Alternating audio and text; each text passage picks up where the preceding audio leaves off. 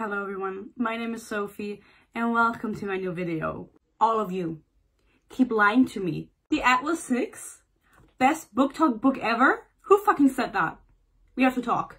If you don't know me, I'm on the hunt to find the best booktok book in existence, and so far I failed, and this was yet again another fucking fail. Before we talk about the book, please no comments about the background. Please, I beg you. I feel like I need to upgrade the setup, okay? But truth be told, like I'm lazy. That's all I can do. That's all I can do. I'm sorry. She's here supporting me, she's watching me, she's hyping me up. Woo! As you can see, or if you don't know, the Atlas 6 is by Olivier Blake. Is she French? Olivier? What are you? Mrs. Blake wrote this book and self-published it. And now there is a new version of it that has a professional editor behind it. This one, she wrote it and published it. You can tell. She didn't have an editor. And so this is that version. And the new version also has a new cover, but I got it a while ago. And so I have this one. So this is worth like 100 euros. So round me my money, because I did read the ebook. I didn't even read this version. I was scared. I was like, I can't get anything on it, like if I want to make some bank. Also, I am a little bit sick. I don't want any comments about that either. Besides, get well soon. I'll allow that. I think that this cover is really pretty. Don't you think? I think it slaps. The back, I think it's really gorge. Shout out Olivier. I think she's French. Disclaimer. If this is your favorite book and you really love this book, because I know a lot of people do, this is not supposed to be hate towards you. This is also not supposed to be hate towards the author. This is just meant for fun. And if this is your favorite book, I'm happy for you, and everyone deserves to have a favorite book, so I'm not calling you out, okay? Please don't be mad. I can't handle more death threats. What is the Atlas 6 about? The Atlas 6 is about 6 people and Atlas. Basically the Library of Alexandria, the big one, you know, that big historian library that existed like thousands, I don't know how many years ago. So if I say thousands, is that too little? 100,000s? No, now I sound stupid. It didn't burn down, because in real life it burned down, but in this book, it did not burn down. It still exists. They just... Actually, yeah, I didn't get that part. I don't know if it burned down and then was like rebuilt, or if it just pretended to burn down, but I think it just pretended to burn down. See, I don't even know the premise of the book. It still exists, basically, and it has a lot of knowledge, and there's basically 5 people chosen every 10 years. That's how I understood it, but I don't think it's 10 years. I think it says in the beginning 10 years, but it's not 10 years, to protect the library, because they are wizards and witches, and they have different names, but I will be referring to them as wizards, because that's what they fucking are. Anyway, people are chosen, the most powerful of the generation, to go to this initiation process. It's 6 people, but only 5 will be chosen to protect the library. Now, what does protecting the library mean? I don't know. Why only 5 people and not all 6 of them? Because it's called the Atlas 6. So we need 6 people. Also, 5 doesn't sound as good. I'm gonna skip ahead, but basically the last person has to die, and I think we all knew this. Like, if you read this book, if you haven't read this book, you didn't. But if you read this book and you started reading it and it was like, oh my god, it's 6 people but only 5 will make it, I think it was pretty obvious that someone was going to die, and the characters figure this out as they go on. But why they have to die? No one knows. Characters keep saying, oh, it's to keep the balance, because like magic demands sacrifice, and so with power comes sacrifice, and so you have to sacrifice one person. But I don't know the rules of the magic system, because they are very sporadic and they don't really follow a clear line, so I don't know why. I have no idea. Sorry, Olivier. Can I call you Olive? Every 10 years, a new class of potential initiates was chosen. And I think that every 10 years is a very long, like, because they trained for 2 years, but I think it's like a very long time. Like, I don't understand the time frame. Why is it every 10 years? Why do you need new people every 10 years? Like, why can't you keep the old ones for longer? And who chose the 10 years? There's so many questions. But if you become a member of the society, you're basically like super cool, and you get access to the library, and you have a lot of knowledge and a lot of power. And that is the main theme of the book, that everyone wants power. but with great power comes great responsibility. They never watch Spider-Man. They don't know about this. The book follows all 6 candidates' POVs, and like, I'm gonna be hating on this a lot because this book is really poorly written. I don't think if you have a debut novel that you should write a book with 6 different perspectives, because they were not treated equally. The author has clear favorites that she likes and that she wants you to like, and I feel like when you're the author, you should make it a little bit more ominous, you know what I mean? You should be a little bit more taken aback and not make your voice as clear, but I think it was very clear that she liked some people and some people she didn't like. And also there's characters in here that just like get no screen time at all. They're there, and then every time it's their chapter, I'm like, oh yeah. Sorry. Didn't mean to get violent. The first character we meet is Libby, and Libby is a witch, and she can control force. And I thought that meant she could control, like, because it said she's a naturalist or something. I thought that meant she could control the elements, but she can control, like, everything. She can control... I don't know chemistry, guys. I'm sorry. I was, like, trying to think of any chemistry words, and I couldn't think of any. She can control anything. She can control the air. She can control the elements. She can control time, but we'll get to that. Libby is a very, I don't know. I don't like the name. I'm sorry if your name is Libby. Libby, her actual name is Elizabeth. So Libby is short for Elizabeth, which I've never heard before. Like, is that common? I don't know. I genuinely don't know. But I thought that her name was Liberty, because that's like a very American name. But also it made me think of the French Revolution, you know? Liberté, égalité, fraternité. Shout out to the French. Libby is a witch. She's super, super powerful. She has a lot of power and she can control it really well. But she hates Nico. Who's Nico? Nico is the second character. His name is Nicolas. He's Latino, I think. I'm pretty sure. Listen, I wasn't paying attention. They hate each other. They went to the same university, so that's like a big coincidence that... I mean, you kind of need that though. You need some people to know each other, but they know each other. They have the same power. They both can control the forces and everything, and so they are academic rivals. And I thought, just from those initial moments that we met them, that they were going to be lovers. But they don't fuck. They don't. Maybe in the next book, but I don't know if I'll read that, honestly, because it's not good. They keep going back and forth because it's their graduation. Yay! So they're in their early 20s, these two. For the other characters, I have no idea how old they are because they keep saying, the characters that come up, they keep saying, oh yeah, they're older, and Libby and Nico are their youngest. How much younger?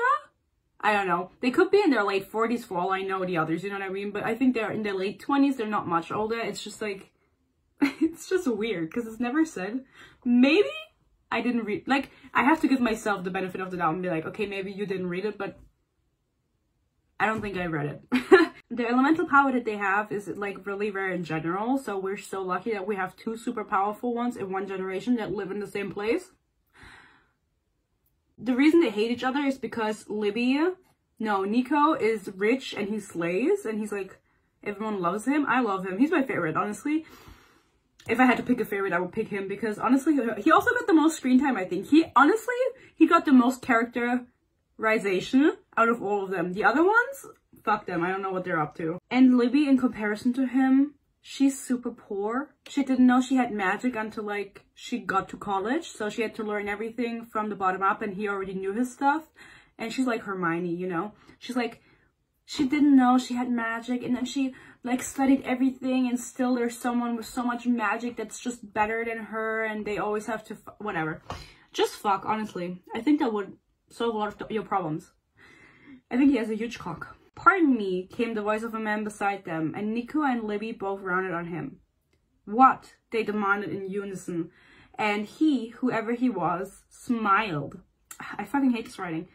He was dark-skinned, his head shaved and slightly gleaming because he's sweating. It's so fucking warm. Appearing somewhere in his 40s. He was also exceedingly British, from mannerisms to dress. Tweed, very much tweed, with an accent of tartan, and quite tall. This is where we meet Atlas, who's super British. He's super British. He's British. And you get the British shoved more in your face later. He's like super sussy, and he's like, hey, come visit me, but I won't tell you more about it. I'm just giving you, I'm like just like telling you it's a job offer that you won't want to miss, and that no one else is getting offered. Like other people are getting offered, but no one else is like a weakling, and you're the strongest, and so I'm offering the job to you. And then Nico accepts the job. He's like, yeah, fuck yeah, I'll do it. And so Libby is also like, okay, I'm gonna do it, because Nico is doing it and he can't have anything for himself apparently. Also, Libby has a boyfriend, and I didn't really care for him, but he's important. His name is Ezra. Who's Ezra Oh. Okay.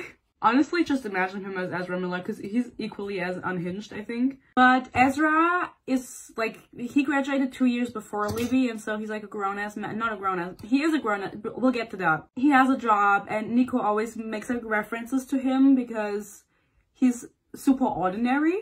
Like, he's so ordinary, and Libby could do so much better. But then again, I'm like, everyone is ordinary compared to Libby besides Nico. So are you saying she should fuck you? Or what are you saying exactly, Nico?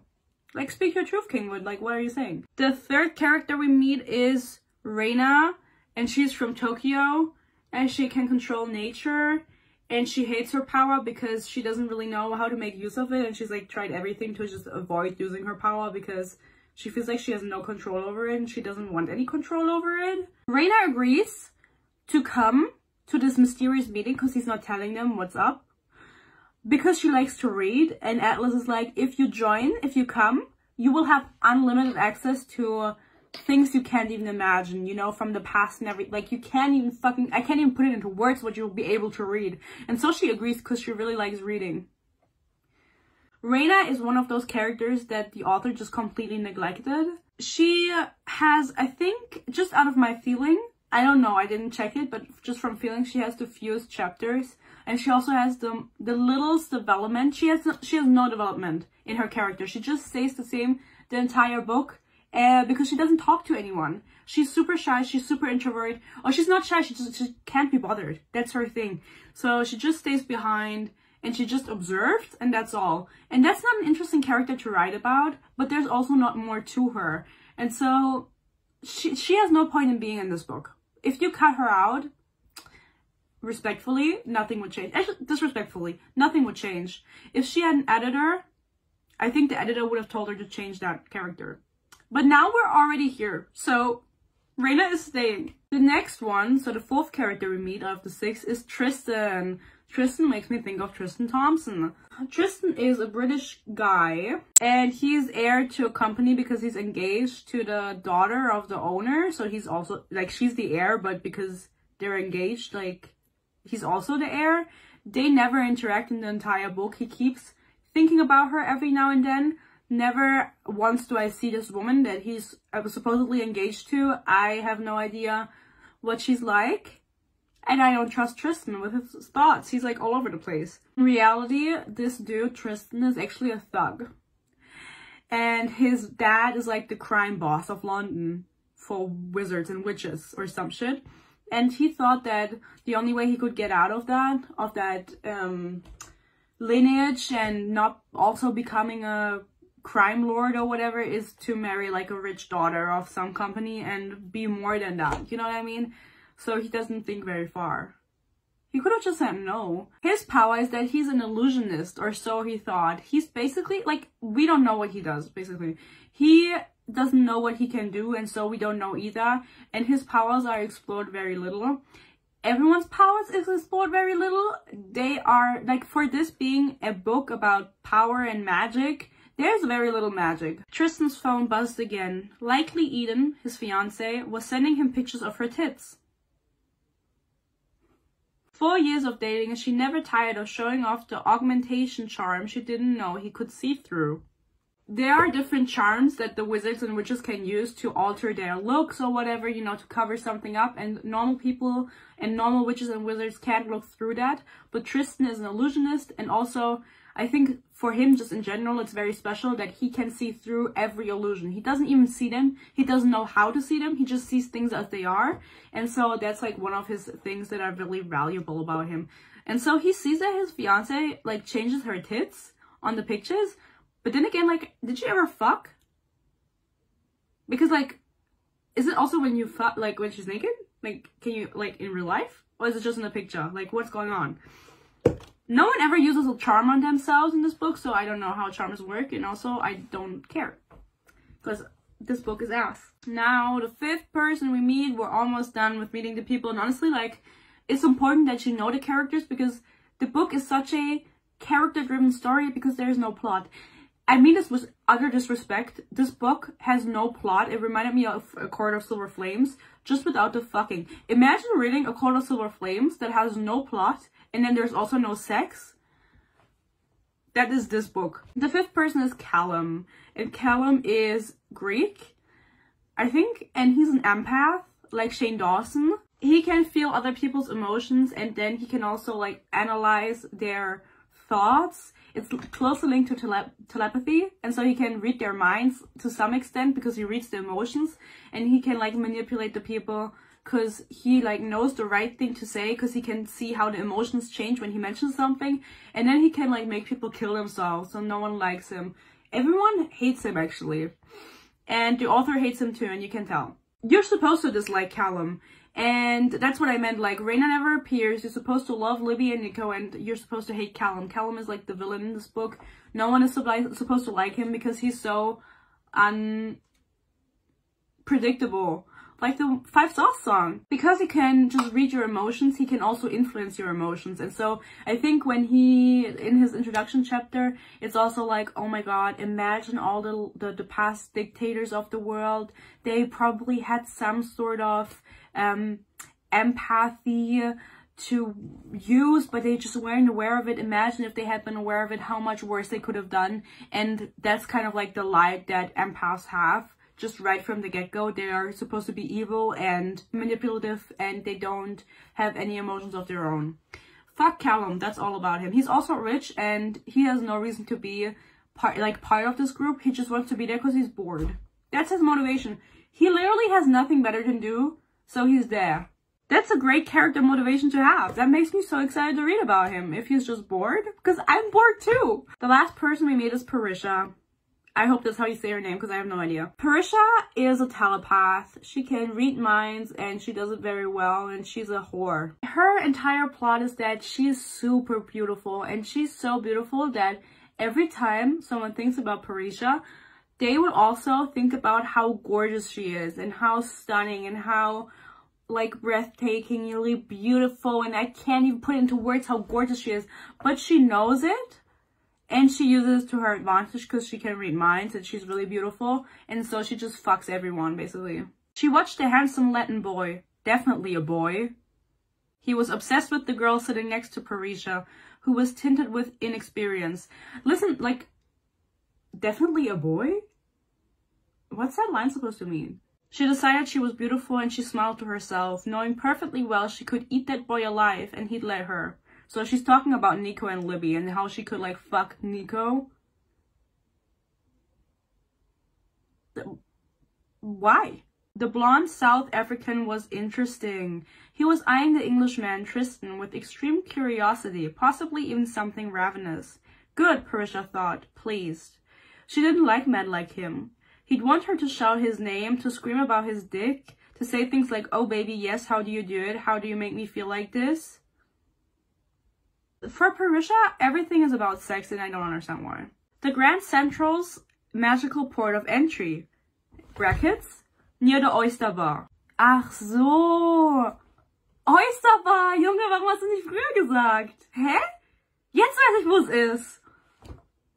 Why the fuck did she put the Oyster Bar in brackets? What kind of reference is that? Now, another character in this book is Gideon, and Gideon is Nico's best friend and roommate.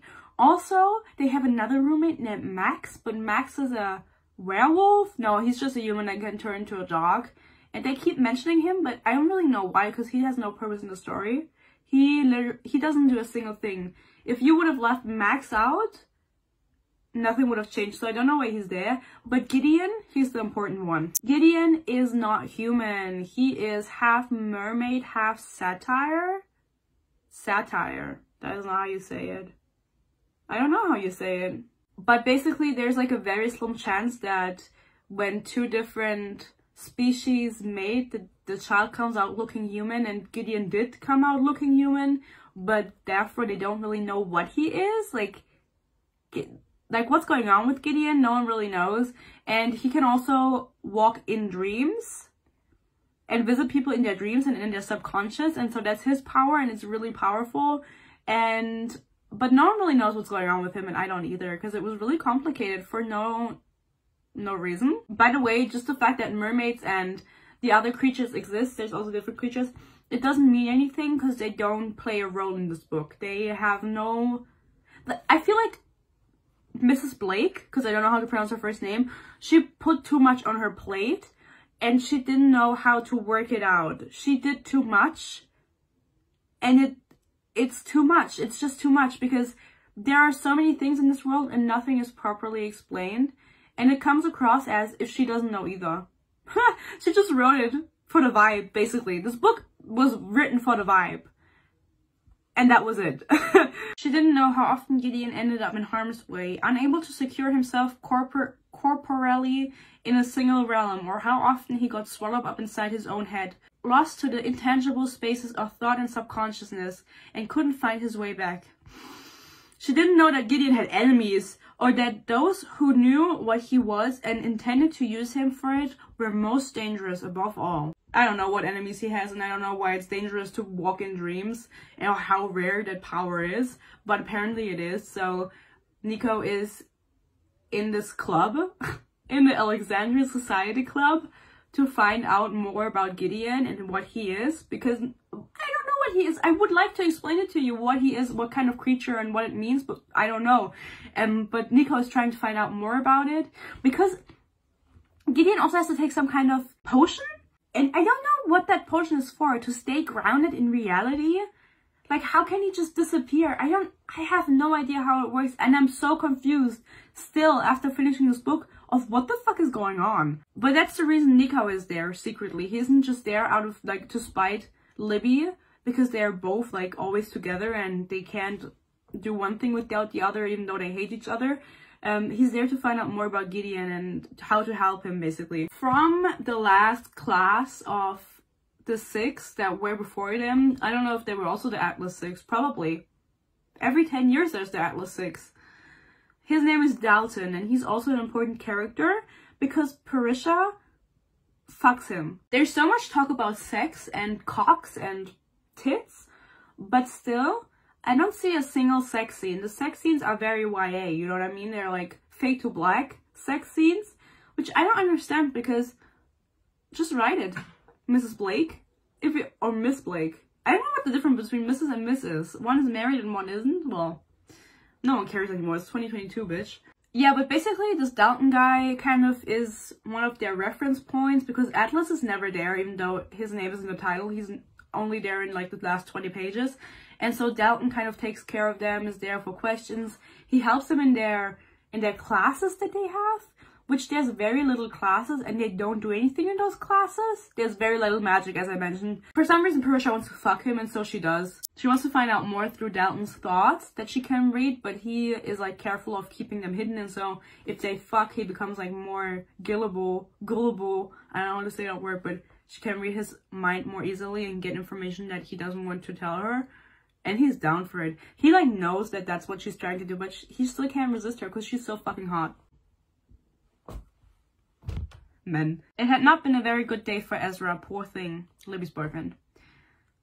This was a rather inevitable outcome, of course, considering he'd had spent most of it with Libby's parents at her graduation ceremony before she, admittedly, had skipped off mysteriously without warning, and then returned to delay any explanation for her absence by tucking him in firmly into bed with her. At least he'd gotten sex that day, which she presumed would be a lovely turn of events. But also, his partner in the act had clung to a secretive and knowingly manipulative agenda that had left her distracted and unable to climax. So that was potentially less lovely for him. Listen, with all peace and love, I don't know what she's saying half of the time. So it's less lovely for him because you couldn't come? Does he care? Basically, the reason...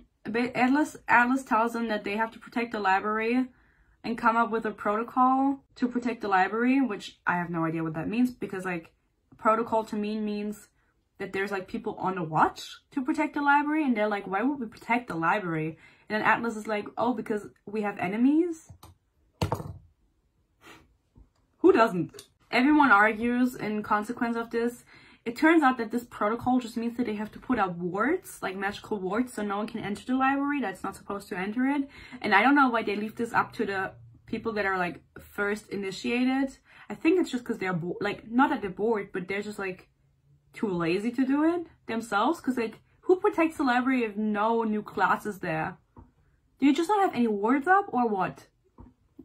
Who takes care of the protocol then? They all argue about it because at this point, like, no one trusts each other. Because you have an empath and a telepath and like nothing is safe that you do.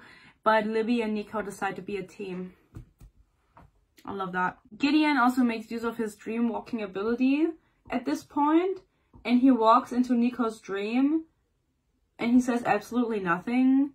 And then Nico wakes up because someone's in the house. Like, someone's in the library. I thought they were in like in a basement or something the whole time. But they're just in a normal house. You know why I thought they were in a fucking basement?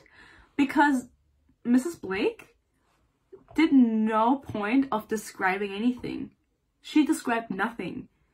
This whole book is dialogue. And it's a character-driven story. The characters are not well written, but neither is anything surrounding the characters. I don't know what the library looks like. I have no idea what the rooms that these people stay in, what they look like. It is literally all up to my own imagination, and like, I have my own imagination, but that's why I thought they were in the basement until they mentioned windows. Like, outside, looking over a courtyard or something. I was like, oh my god, you're not in the fucking basement? Since when? No, but genuinely, you have no idea what anything looks like. This is supposed to be, I think, dark academia or something. And you don't get any dark academia vibes, besides maybe the cover. And the premise. It could have been dark academia, it was just lazy at the end. It's literally like a military operation that breaks into the house, into the library. And they all fight against them in pairs. Because they're 6, so they can easily pair up. And Nico takes a bullet wound. Because they're like shooting, they have like machine guns. And the fight scenes are also so whack because like at some point, like at the end of the fight scene, she mentions like, oh my god, there's like bullets like raining down and they're dodging it the whole time. And I didn't imagine anything. I imagined like these pairs of people going against another pair of people where they were just like standing in front of each other and like looking mad at each other and being like, get out. Because the fight scene was written so poorly. The whole book was written really poorly. The people that were attacking the library were random ass people from Tristan's company, the MI6, the CIA, people wanted for war crimes. This never happens again, and the only reason this happened is because Atlas actually told someone, like I have no idea who, but he like leaked the information that new candidates were arriving, and so that the protocols and wards were going to be weak. And this has there's no reason for this to happen, because this is the first and only fight scene we get where Nico and Libby actively use their power, and it's whack as fuck. You don't get the vibe of it. You don't get the vibe of the fight. And also it never happens again, and there's no repercussion because 2 people actually escape. So they were able to kill it. They killed everyone besides 2 people, and they got out, and they just don't do anything anymore.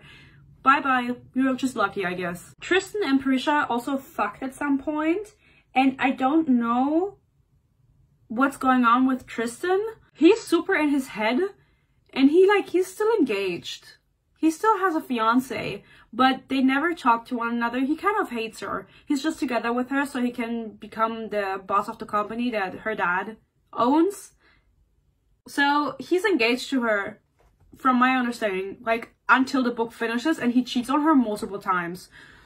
Tristan is a big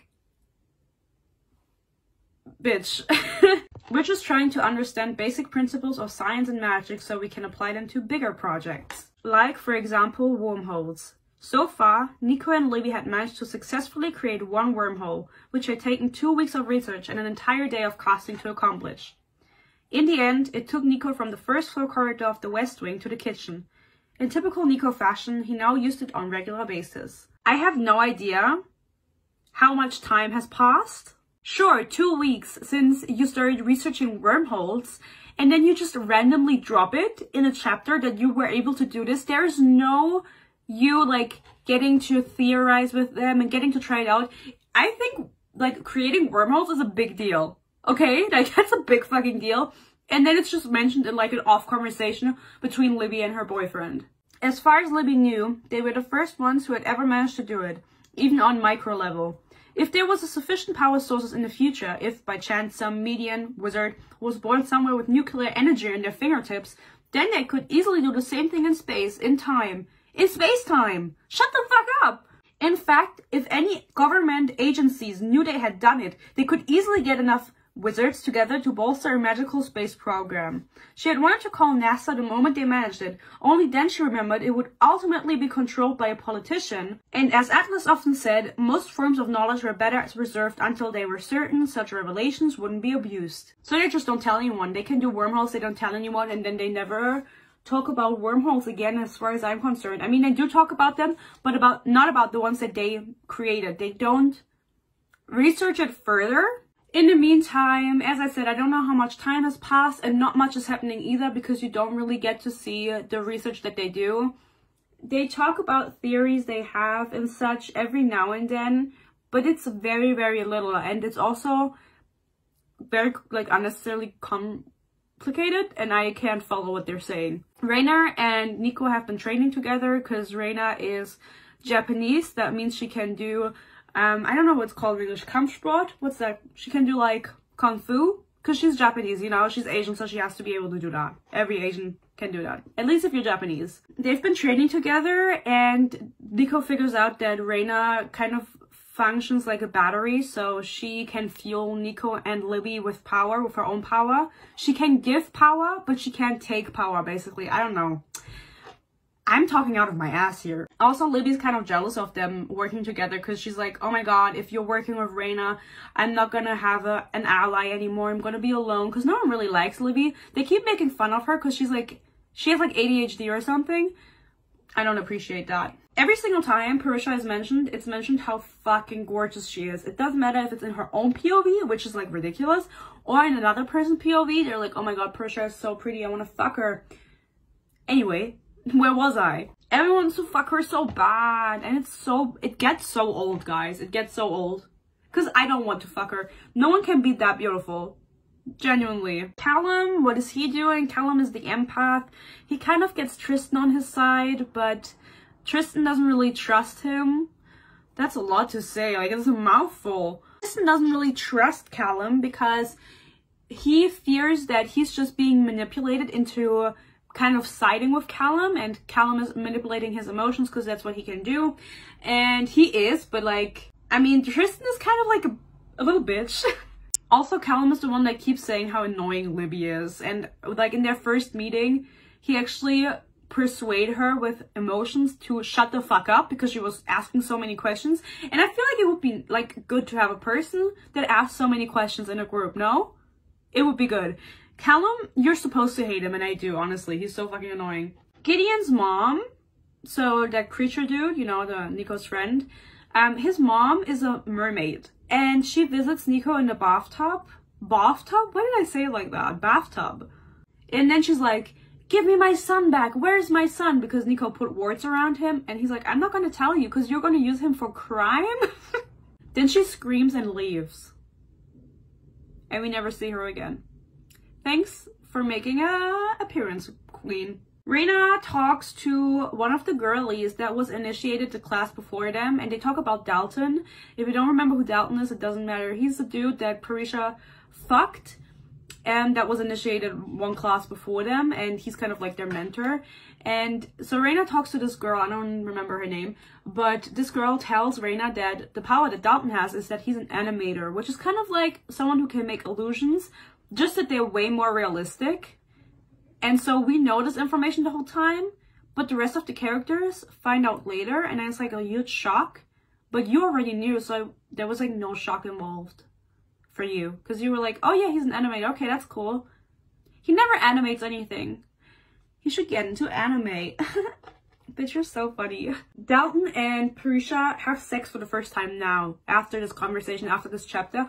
It's really weird because when they were getting attacked earlier, Parisha and Callum went off together. So they were in pairs because they're sick, so, you know, evens out. And she was with Callum, and Callum, they didn't like shoot the woman or whoever was there. Callum talked her into killing herself. So that woman shot herself in the brain because Callum was like, oh, you hate your life, don't you? And was like manipulating her emotions. And honestly, I think that's sick. I just don't think it's sick that Callum is the one with these powers, because I think you could have written a character with these powers that was much cooler. Because Callum has no swag. And Parisha has like flashbacks to Callum killing this woman indirectly while she's having sex with Dalton. I don't really know. It was very dramatic, and I was just like, I think that's sick. Not sick in a bad way, but like sick in a like wah way, you know what I mean? They're talking about symmetry.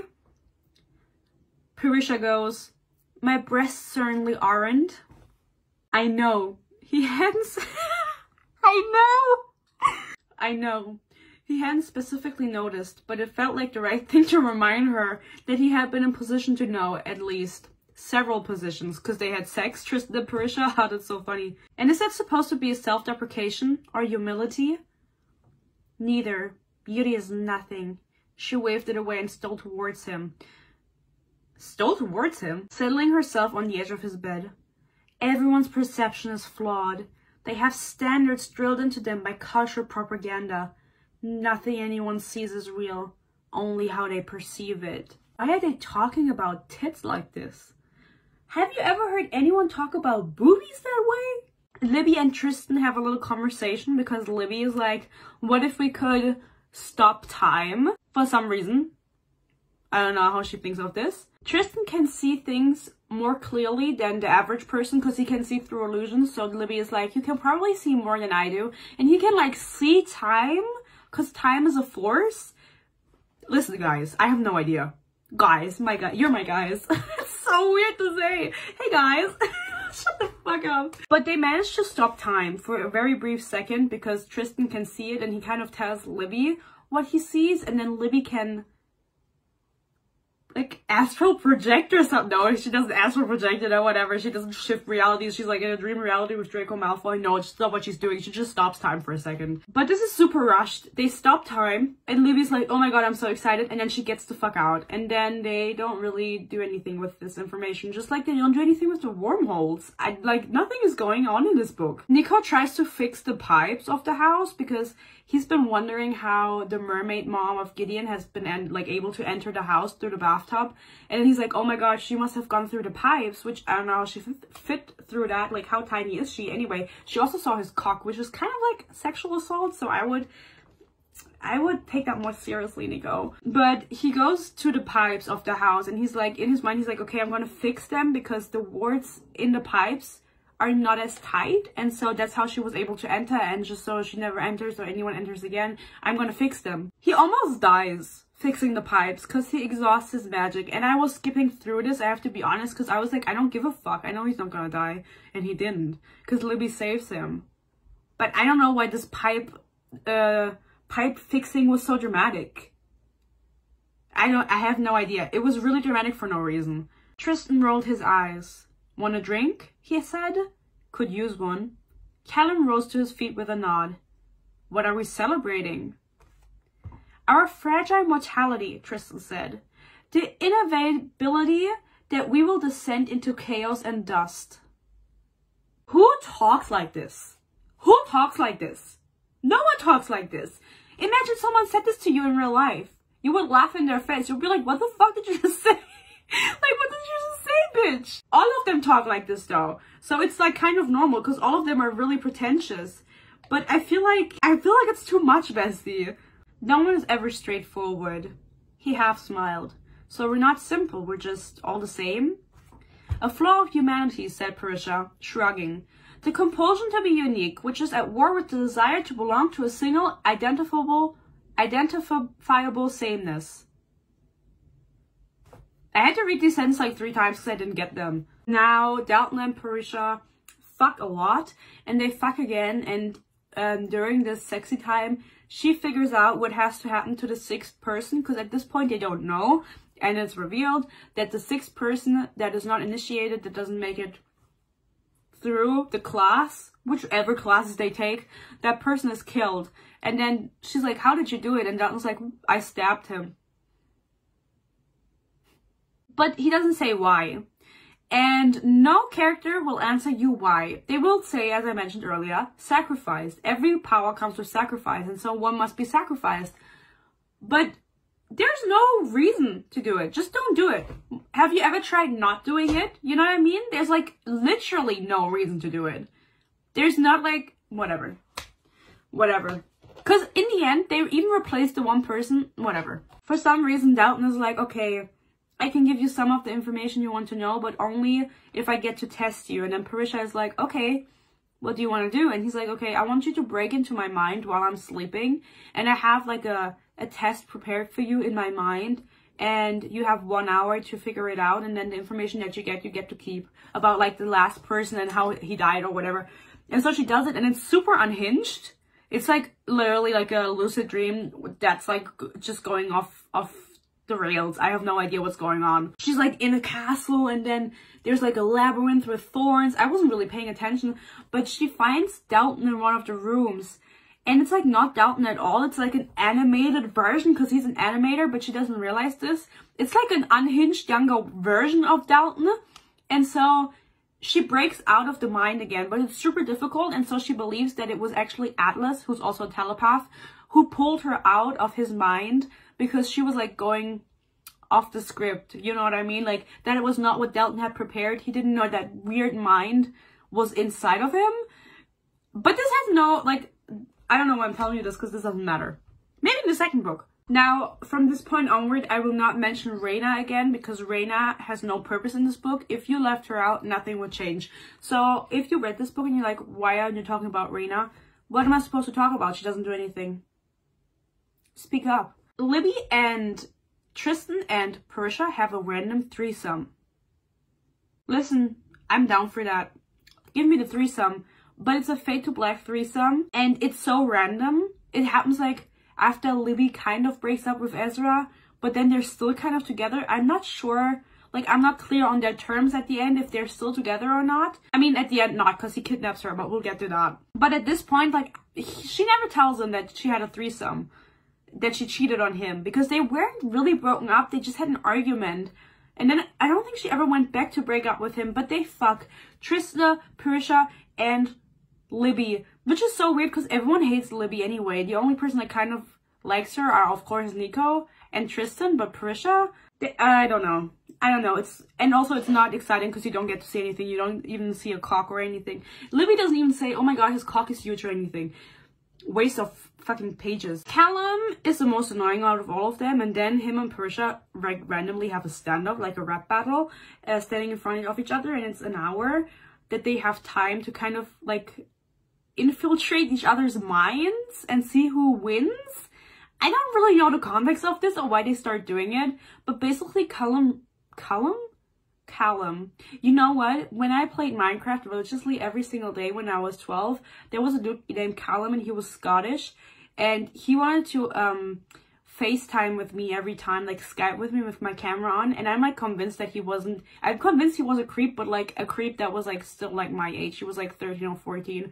So every time I see the name Callum, I think of him. I hope he's doing good. He was also written with 2 L's, and also I hacked into his Snapchat when I was 13, but he used his full name as his password. It's his own fault. So they're like going back and forth, Callum and Parisha, trying to see who's more powerful. Callum's like, yeah, you didn't grow up so nice, huh? And Parisha isn't even your real name. And also your brother, he has like a strong masculine name, right? And it's like so random. And then he's like, oh yeah, your brother. Honestly, I thought her brother assaulted her when she was younger, but I don't think he did. It's so unclear because it was written so unclear. I don't know if he actually did it or if he was thinking about doing it because Parisha was so pretty, or if he was thinking about something completely different, but it must have been like traumatizing for her. And then she married a dude that her brother wanted her to marry, and then she wanted to get the fuck out, and so she ran away to Paris and changed her name to Parisha. So that's not her real name. And then Parisha is so beat up over this because Callum is kind of like showing her her worst moments and her true self and how much she actually is insecure even though everyone wants to fuck her, and that her life isn't as good as it seems. Everything is not as it seems. She loves Selena Gomez probably. Shout out to the queen. Parisha killed herself because Callum, it's kind of like the same with the woman that he made herself like shoot her own brain out, that they fought, where he was like, oh, your life is so shit, blah blah, and showing it to her and analyzing her emotions, and so she killed herself, and so Parisha kills herself. Prank! She's not dead. Before this whole thing happened, Parisha kind of teleported or transported everyone into a different mind, so everything that happened, her killing herself and Callum telling the story, all of it happened in Nico's mind, because she chose that mind for some reason. And it didn't actually happen in real life. But Callum didn't notice and just kept going. How all of this works, I don't know. You just have to go with it. As I said, this book was written for the vibe, and the vibes just have to be right for this. What the fuck? How does that work? You know? But now everyone knows her dirty laundry, and everyone's kind of mad at Callum because they're like, okay, so you won't make her kill herself in the end. And he's like, it wasn't me. Like, she convinced her, like, she killed herself in the end. I didn't push her off the balcony, she jumped. Did they hurt you? He asked. She dragged her gaze up, sickened. Sickening. Who? Everyone. Her eyes shut briefly and she swayed. Her lips parted to mumble one word. Yes. Everyone heard Parisha, and so she kills herself, but she doesn't actually kill herself. But why are they so dramatic? Tristan is now like studying time because him and Libby managed to stop it once, and so he's the only person that's kind of like still looking into it. Libby kind of gave up, I guess, and Tristan doesn't really know what his powers are, so he's like, okay, like, let me try this shit. And so to kind of see more time, he's trying to see time. He can't really see it, he kind of, but he wants to see it more. He just stands outside in the rain and like looks at nothing, and then he shifts onto a different plane, is what it's called, like an astral plane, and he encounters someone named Ezra. He doesn't know who Ezra is, so he doesn't make the connection that it's Libby's boyfriend or ex-boyfriend. But Ezra goes, oh, I've never met another traveler. And then Tristan's like, huh? And Ezra's like, sorry, I don't have any time. And then he shifts back. So basically he shifted from London, where they are, to wherever Libby used to live. I don't know. Let's say New York. I don't think it was New York, whatever. He shifts there. But like not fully. But like he's still in London, but he's like also there. So he like, something happened.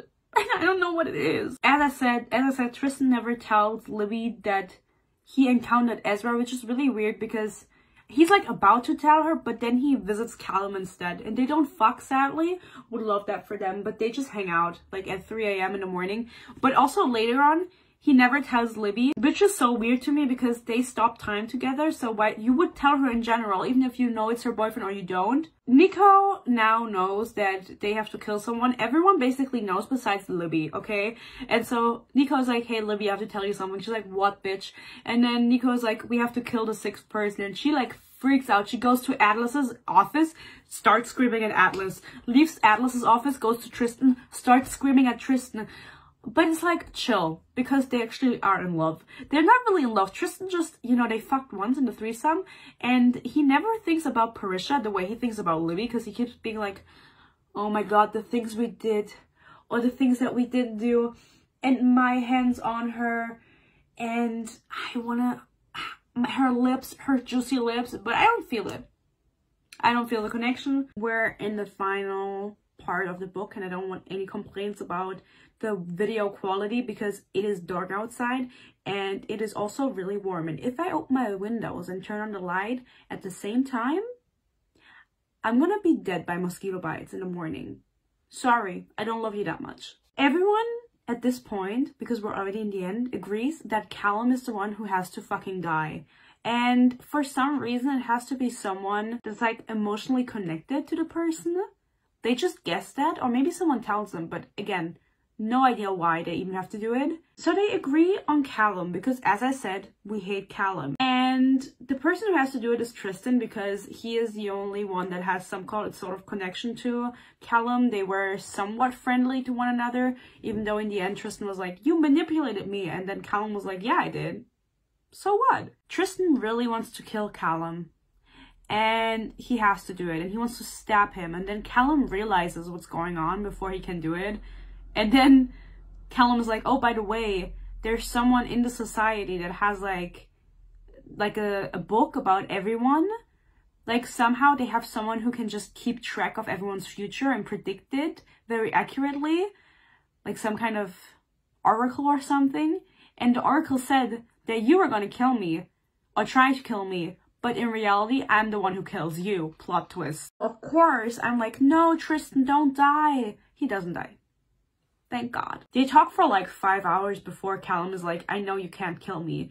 And he like pulls up Tristan's past and makes him go a little mad and kind of breaks his character like he did with Parisha and the woman that killed herself. Yeah, but they don't kill each other because there's a scream. There's a scream in the house and all of a sudden Libby is fucking gone. I'm not sure if I like the way this was written. So Callum and Tristan are hanging out because they're supposed to kill each other. I don't know where Reina is. Parisha is probably fucking someone because that's what she does, and Nico is just hanging out. And then Libby screams. Everyone rushes to her room and everyone's like devastated because they see her dead on the floor, like mutilated. This is written in Tristan's POV and Tristan can see through illusions. And so everyone's like crying and like, oh my god, Libby was killed. And then Tristan's like, what the fuck are you saying? And they're like, she's literally dead on the floor. And he's like, she's not. There's nothing there. And then they're like, oh my god, it's a fucking illusion. Like, Libby was just kidnapped. She's not dead. It was supposed to make it look like she died. I mean, if they didn't have Tristan, then, you know, if they didn't have Tristan, then they would have all believed that she was dead and then the 6th person was dead and the 5 could be initiated. But she's not dead. Thank God for Tristan. To be more precise, it's not an illusion, it's actually an animation. Parisha and Dalton talk about this, and Dalton is like super traumatized because he also saw like Libby's animation on the floor, and he says, the only person that could have done this is me. There's no one else in the world who could have done this, but it wasn't me. Like, I didn't do it, but it could have only been me. Nico meets with Gideon in his dream to tell him that Libby was kidnapped because they went to the same university, so they know each other. You know what? You know who kidnapped fucking Libby?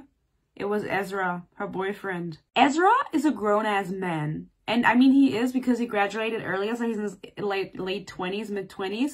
No, he's like in his early 50s or late 40s. Ezra can manipulate time and he can time travel into the past and into the future.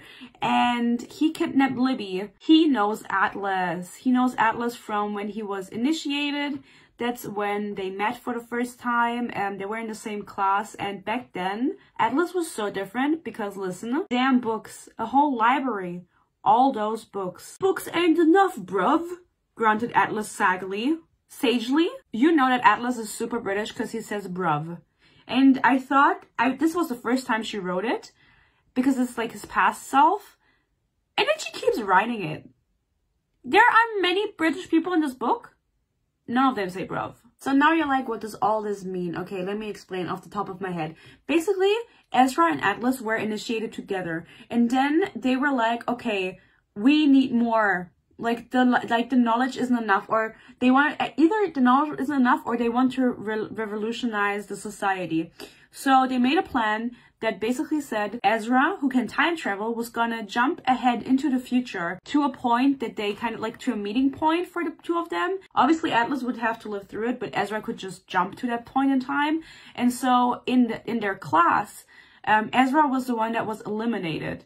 They thought he was dead because he jumped in time ahead, so he wasn't there anymore or something. I don't know if they faked his death or whatever, but basically that is why Ezra was never initiated in the class. And then their plan was that Atlas was going to become the caretaker, which is the person that chooses who the new candidates are, and he manages this, you know, he chose the candidates, that's his position now. And then once that happened, they were going to make the perfect group of candidates.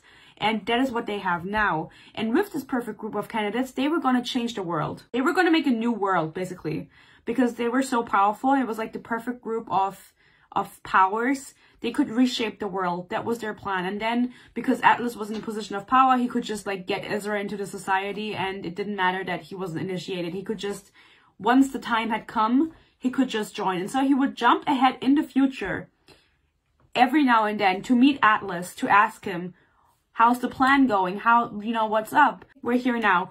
But Atlas is in his 50s, his early 50s, which means Ezra is also in his early 50s. But he just appears to be younger because he didn't live those years. He just skipped through time. He didn't have a life. He didn't stay for long enough to age.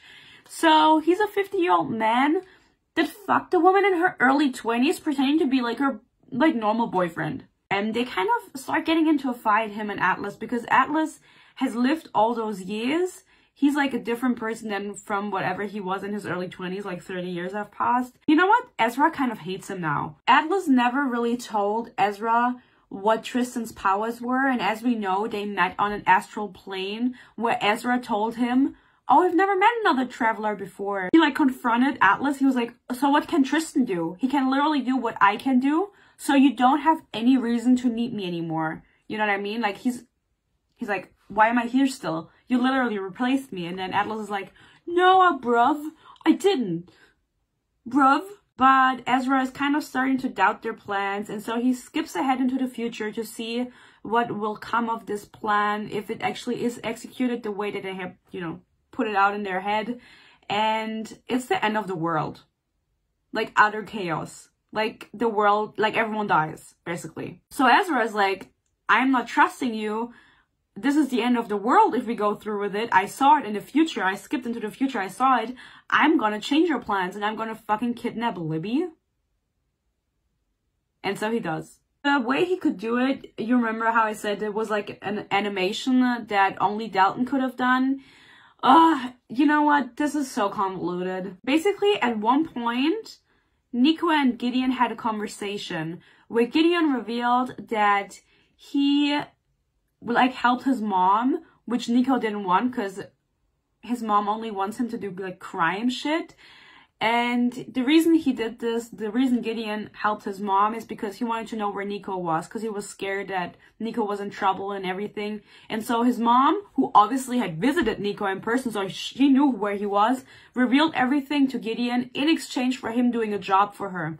And this job was, I don't know exactly, but it was like to remove someone's consciousness or something, or turn it off for a while, because that's something you can do, something in that direction. And that job was to manipulate Dalton for Ezra to make an animation of Libby without him remembering that he did it, because obviously he wouldn't have done it otherwise. So it was Dalton who did the animation, because Ezra told Gideon's mom, and then Gideon's mom told Gideon, and Gideon did it, and then they got the animation. Can you keep up? He's hiding Libby like somewhere. They jumped in time to something, someplace, whatever. I don't think it was that far. I don't think he ever took someone with him in time travel, but no one can track her. And Nico is like freaking out, but no one's freaking out enough. So now Nico is like, I will do anything and everything to find Libby. I know she's not dead, because why would they pretend to kill her and then actually kill her? It doesn't make sense. And also, you know, he's just a little bit in love with her, I assume. And so now the next book is them going to find Libby. And that's everything. Yay! I gave the book 2 stars. 1 is the default. Like, you can only get better from 1, you know what I mean? Most books don't. The second one I gave it for the OG cover because I think it's super pretty. I don't know if I'll read the second one. Honestly, I kind of want to know what happens to Libby, but then again, I mean, she has an editor now.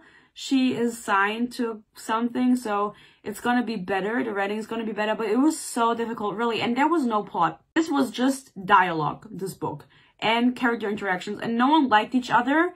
I don't know what anything looks like, and also I didn't see a single cock, even though they did fuck. So that's kind of ridiculous. I hope you liked this video. If you did, you can follow me on TikTok. You can follow me on Instagram if you want. Goodreads. If you want more of me, I'm quite funny sometimes. Maybe I'll see you in my next video. Until then, I hope you stay happy, you stay healthy. Thank you for watching.